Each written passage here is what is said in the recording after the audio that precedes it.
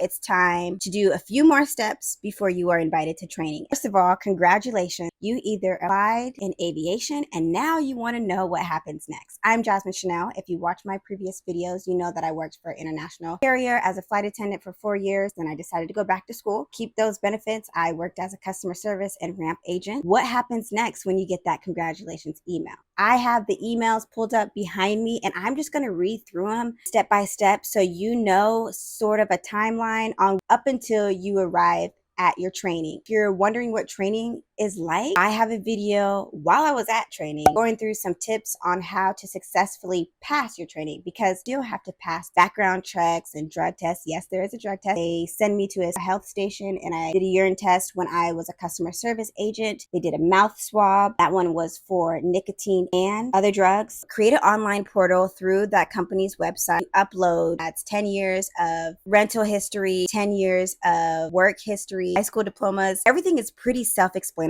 If you don't understand it, read it again. The airlines have videos on how to complete these steps. Once you pass your background check, your drug test, now you've got another email saying that's all cleared. Welcome to the airline industry. First email is going to let you know when your start date is, your training will be, and how you will get there. Common question I found in my comments: is training paid for? They will pay for your flight and put you in a hotel that they pay for. Some airlines offer per diem, which is you get paid little amount each day, and that's just to cover food. I have heard some airlines where they don't pay for the hotel. From my experience, both airlines paid for hotel and travel. When I became a flight attendant, I had a roommate through the month-long training, yes, 4 weeks.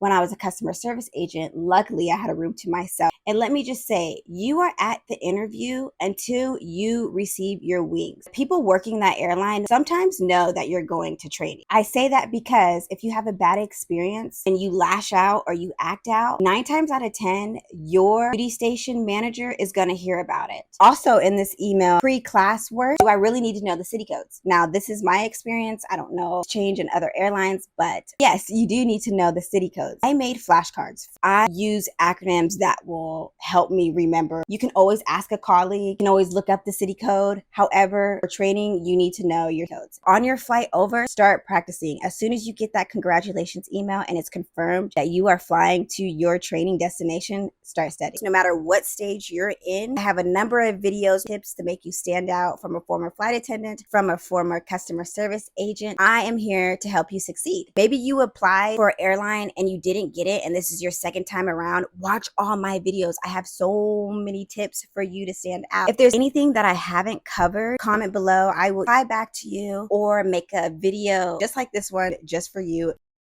In this video, I'm going to tell you how to prepare for your customer service or a ramp agent position in the airline industry. I'm currently in the middle of my training for the customer service / agent position, so I thought it would be cool to put a detailed video out.